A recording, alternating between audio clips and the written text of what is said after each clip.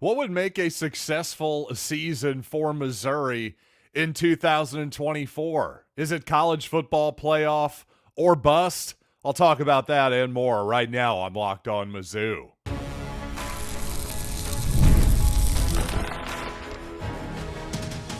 You are Locked On Mizzou, your daily podcast on the Missouri Tigers. Part of the Locked On Podcast Network, your team every day. Hey, all you true sons and daughters, I'm John Miller, your Mizzou mafioso and the maker of Missouri Mirth. On today's program, I want to talk about how unbelievably the SEC is still not decided on what their tiebreakers are going to be for this football season. Hey, practice didn't just start or anything.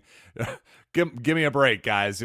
Get it done. There's a quick spoiler alert on that take. But you know what? Before I start the show, I do want to remind you today's episode is brought to you by Gametime. Download the Gametime app, create an account, and use code LOCKEDONCollege for $20 off your first purchase. The terms apply. And let's start the program here thinking about, well, at least I was thinking about what Missouri is going to do this season, of course. I'm not ready to actually plunk down my official prognostication on Missouri's record for this season. But as I was going through all of the different machinations in the schedule, the wins, the losses, the best case scenario, the worst case scenario, maybe the most likely scenario, well, it just got me to thinking more broadly, what is a successful season for the Tigers this year? Is it truly college football playoff or bust? I don't think I can go quite that far. Now, just in terms of, hey, if you're going to say it's disappointing if Missouri doesn't make the playoff, well, that's fair enough. I can certainly understand that. And obviously, everyone's mileage is going to vary a little bit on this particular question.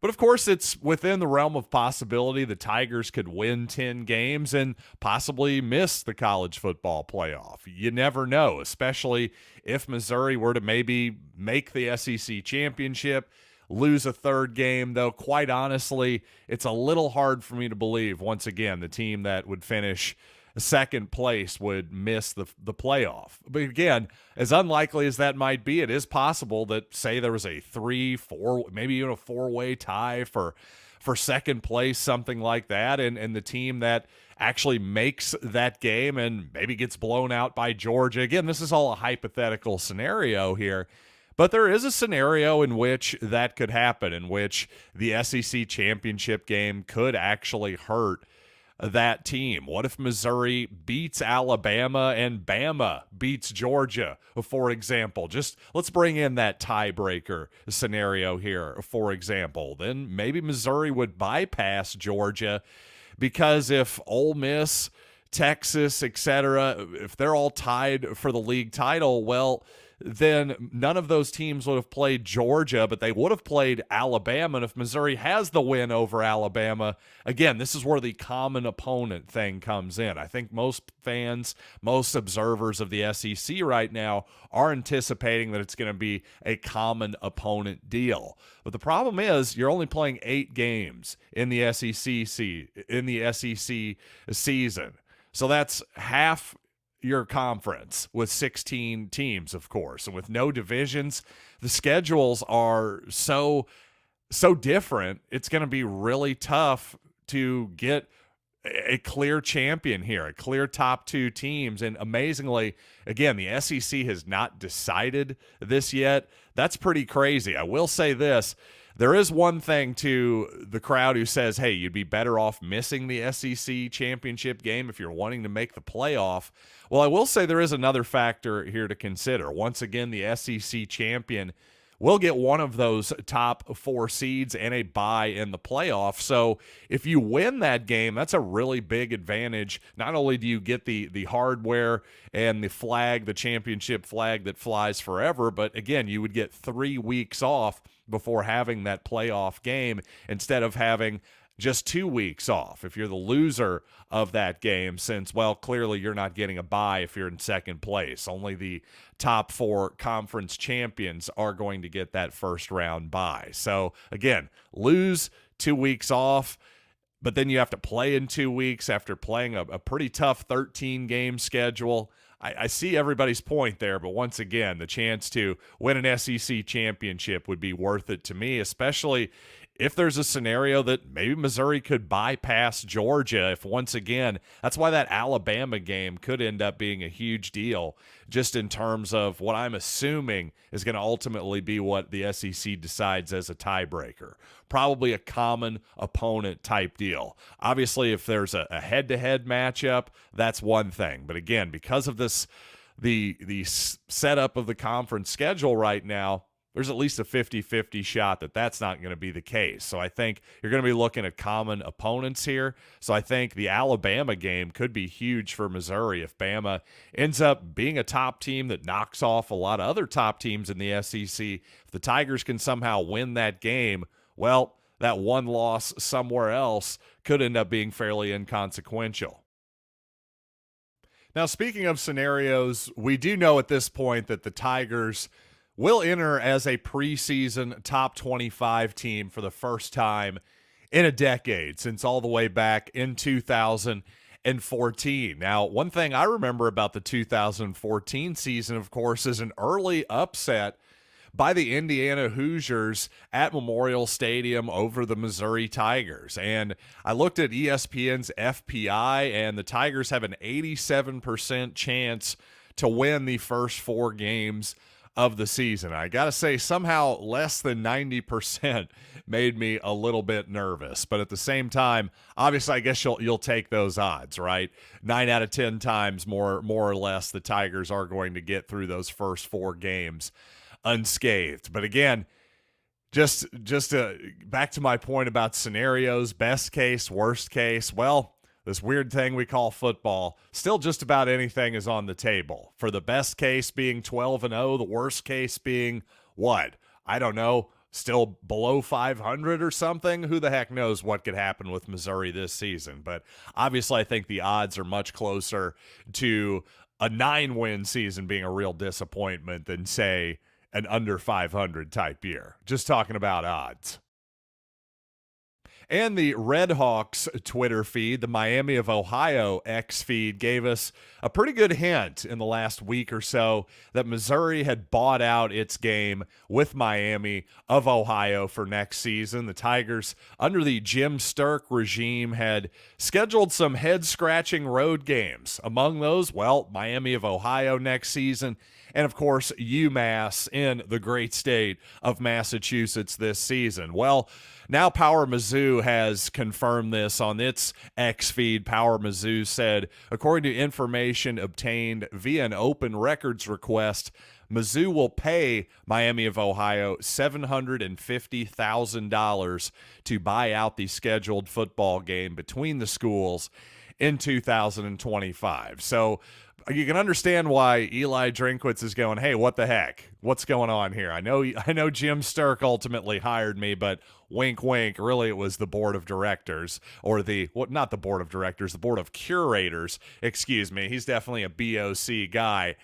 It's Eli Drinkwitz. He basically runs the entire university, let's be honest at this point. But more to the point, Eli Drinkwitz gets what he wants, and in this case, that's clearly not taking another strange road game to a MAC opponent. That's just something that Missouri doesn't really need to be doing at this point. So $750,000, hey, $750,000, a lot of money to most of us. But to the Missouri football program, really kind of a drop in the bucket, considering what? They're going to get a check for $50 million or something from the SEC for TV money alone this season. So probably a good idea to, well, hopefully give Missouri fans another home game in addition to hopefully an easier game and a non-road trip for the Tigers in 2025. Kansas already on the schedule, by the way, as a pretty good non-conference opponent. And by the way, just to come back to my original point and argument about what is a successful season for Missouri, I think it'd be fair if the Tigers come up short of the college football playoff. You can call it disappointing, say if the Tigers went 9-3, for example, in the regular season. I don't think you could call it a failure, though, for example. I don't think you could call it a success, but it's got to be somewhere in between there to me. So I think that's about the line there. 9-3 to me, that would still be at least a successful season, if maybe a slightly disappointing one for sure. And on the Chappelle Show back in the day, Wu-Tang Financial once famously said, "Diversify yo bonds." Well, the diversification on the Missouri offense is something I touched on yesterday's program. Talked a lot about the 11 personnel, which I think you'll see the Tigers run the lion's share of the time this season. But really, there's a lot more to it than that. There's a lot of diversity in this Missouri offense beyond just the personnel. Let's talk about just how good I think this Missouri offense is going to be for the umpteenth time here coming up here in just a little bit.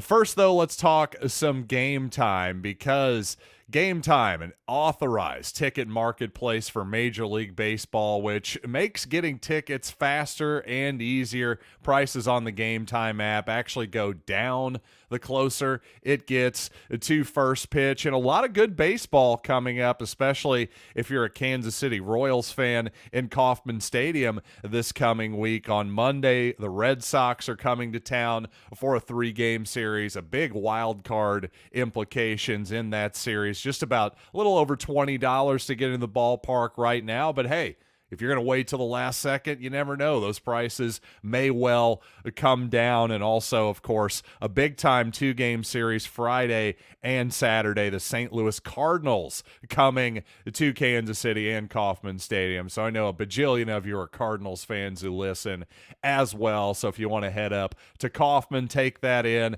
Obviously, you got to use the Gametime app. So download the Gametime app, create an account, and use code LOCKEDONCollege for $20 off your first purchase. Terms apply. Again, create an account and redeem code LOCKEDONCOLLEGE for $20 off. Download Gametime today. Last minute tickets, lowest price guaranteed. And by Factor Meals. Factor's fresh, never frozen meals are dietitian approved and ready to eat in just 2 minutes. No matter how busy you are, you'll always have time to enjoy nutritious, great tasting meals. Crush your wellness goals this May with dietitian approved meals and ingredients that you can trust. And from my experience, you can also treat yourself to restaurant quality meals that feature premium ingredients like filet mignon, shrimp, and blackened salmon. So head to factormeals.com/LockedOnCollege50 and use code LockedOnCollege50 to get 50% off your first box plus 20% off your next month. That's code LockedOnCollege50 at factormeals.com/LockedOnCollege50 to get 50% off your first box plus 20% off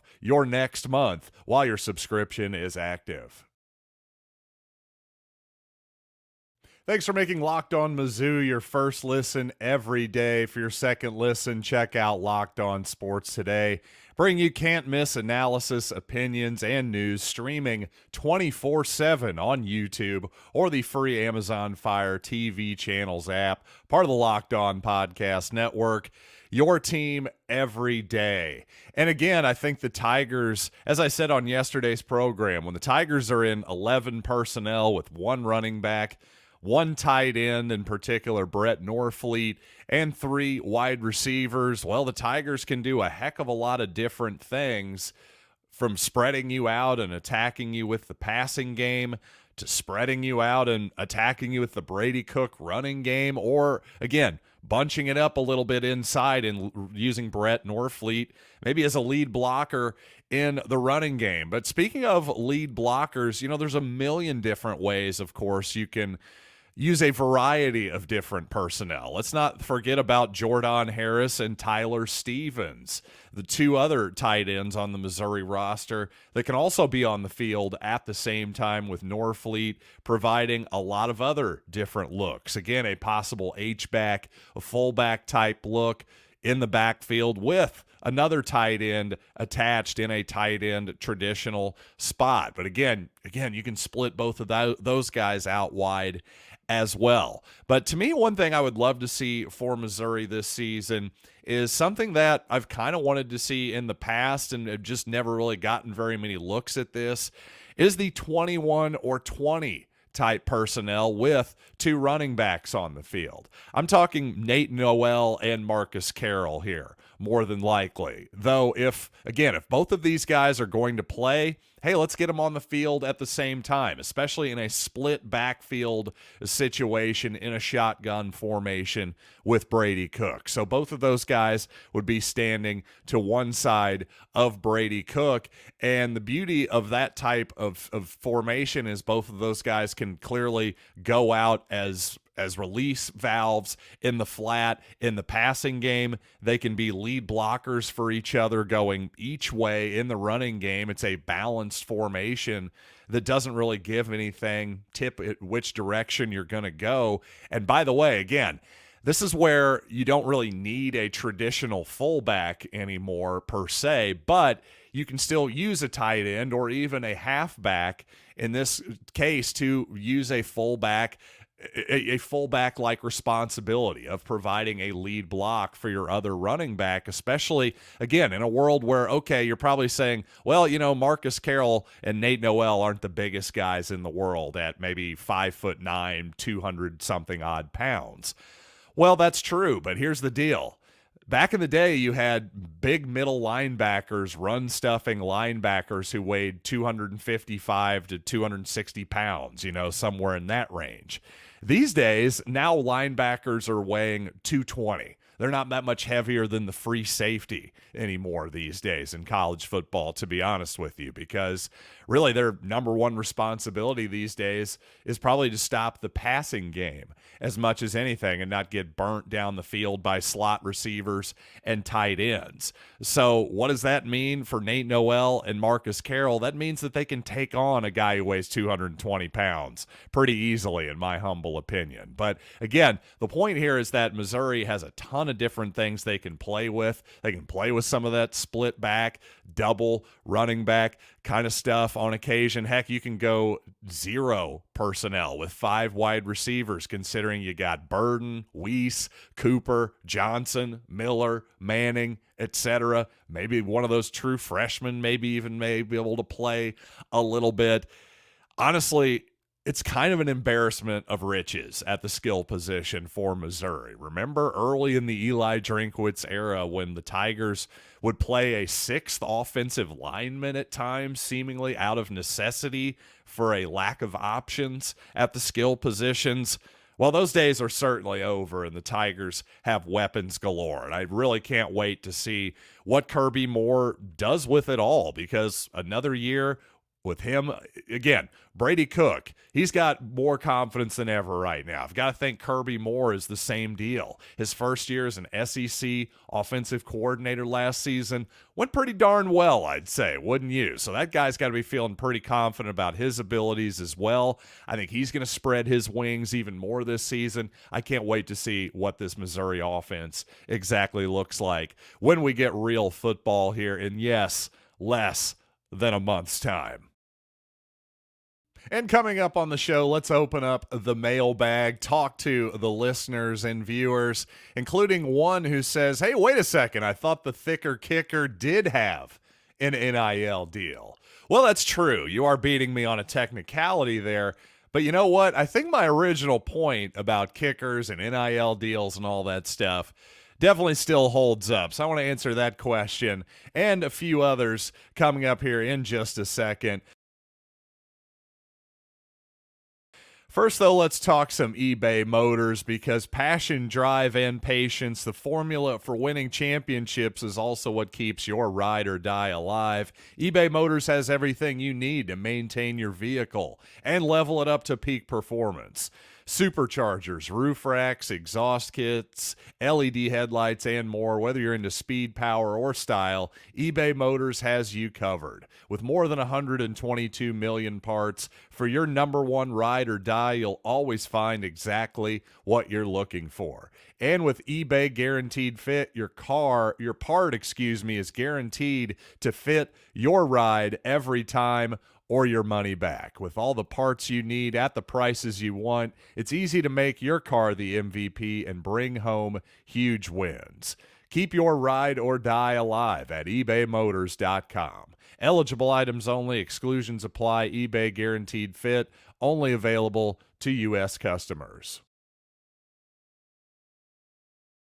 Thanks to all you everydayers out there, in particular, all you everyday listeners of the Locked On Mizzou podcast. And if you are one of those people, you know I've had a bit of an ongoing dialogue with my everydayers about the kicker position and just how important it really is. First of all, once again, kickers are important. I agree. I never said they weren't. Really everything, every little detail, every position on the football team, including the holder and the long snapper, by the way, on said kicks, those are really important too. But everything is not equally important. And my whole thing is I think that people are overrating the place kicker position in general. And to my point, I said, hey, let me know the first time you hear about a kicker receiving a huge NIL deal. And I also pointed out the relatively low amount of money that the highest place kicker in the league makes compared to every other non-special teams position. Well, listener Scott Jones says, again, I thought the thicker kicker got an NIL deal. Well, he did. Harrison Mevis certainly got some NIL money, some sponsorships, all that good stuff. But really what I'm talking about is recruiting here. Honestly, the pay-for-play element of NIL that is frankly wink, wink, hey, nobody's doing that. Well, of course they are. That's exactly what NIL is, to be brutally honest. And I know Harrison Mevis didn't get that because he preceded that, his recruitment and all that good stuff. But again, I've heard lots of talk about quarterbacks like Arch Manning, for example, getting millions of dollars, and that kind of deal. I've heard, Kinshawn Judkins, the Ole Miss former running back going to Ohio State, I'm sure he did just great. I'm sure he's making hundreds of thousands of dollars or whatever. Is there an example of a kicker getting that kind of money? I don't believe that there is. If somebody can show me that or some type of evidence to that, I'd love to see it. I'm also sure that whatever Harrison Mevis got, it wasn't on Brady Cook and Luther Burden III's on that level, for example. Now on to a related but also completely different thought. I'm going to go off on a little bit of a tangent here. From something another listener said here, he says, those were critical plays, talking about the field goals last year that Missouri needed to win, of course. Those were critical plays that we needed to execute in order to have a chance to win. If we'd had a bad snap on any one of those plays, would that have been bad luck or poor execution? Now, this was, again, to another discussion I've had a lot lately. I've been talking about luck and what exactly luck is. I've been trying to make a distinction between statistical luck and just simple, luck as we all kind of think it, a bad bounce, a bad break, all of that type of thing. Well, to that actual question, if Missouri had had a bad snap, would that have been bad luck or poor execution? Well, in that case, I'd call it poor execution. You see, fumble recoveries, again, this distinction I'm trying to make between statistical luck and a bad break, for example. Well, I think fumble recoveries are a perfect example of what I'm talking about because in the aggregate, in the big picture, statistically, there is no rhyme or reason to fumble recoveries whatsoever. In other words, recovering a fumble is not a skill that can be predicted statistically whatsoever. Now, forcing fumbles, that is a skill. And if you hit the quarterback a lot, for instance, in the backfield while he's still got the ball, especially from behind in the throwing motion, that kind of deal, yeah, that's not lucky. That's obviously a great football play. But once that ball is knocked out or once the ball is free, it's a bouncing ball. It could bounce toward any number of players on the field. And frankly, it's just 50-50. In the big picture, it's 50-50 on whether the offense recovers it or the defense recovers it. Now, can a player on an individual basis, of course, make a good football play, a good hustle play to recover a fumble? Of course, yes. I'm just saying don't count on that. That's not a skill that is repeatable and predictable in the future. There just simply is no statistical evidence of that whatsoever. And if you notice, back in the day, coaches would have you do fumble recovery drills and all that kind of thing. That doesn't really happen anymore. I think coaches have figured out that, all this really does is lead to concussions and possibly, separated shoulders and other injuries, instead of actually teaching our young men how to better recover a fumbled football, which again, not really a skill. It just simply isn't. And finally, on my discussion of how lucky were the 2023 the Missouri football team, listener Sam says we'll need to be just as lucky, especially health-wise, to make it to the playoff. And I think that's exactly right. Especially when you look at luck, I think injury luck and fortune, whatever you want to call it, that may be as big a factor as anything. And Missouri certainly had a lot of that last season. That was probably the biggest luck that Missouri had, was just simply that they didn't have a lot of significant injuries. Certainly a lot more injuries along the offensive line, for example, in 2022. You just didn't see that last season for the most part. Luther Burden, Brady Cook, who had been injured most of 2022. All of these guys, Cody Schrader, the most important guys on the team, Theo Weiss, Darius Robinson, who had been banged up in the past. For the most part, all of these guys stayed healthy, and if Missouri is going to make the playoff, they're probably going to need some fortunate injury luck again. That's just one of those things that you can't necessarily control. You can just obviously get in the best shape you possibly can, hire the best trainers you possibly can, but beyond that, just like the ball bounces funny in football, sometimes a teammate and an opponent will just land on the back of your leg at the wrong time as an offensive lineman or something like that.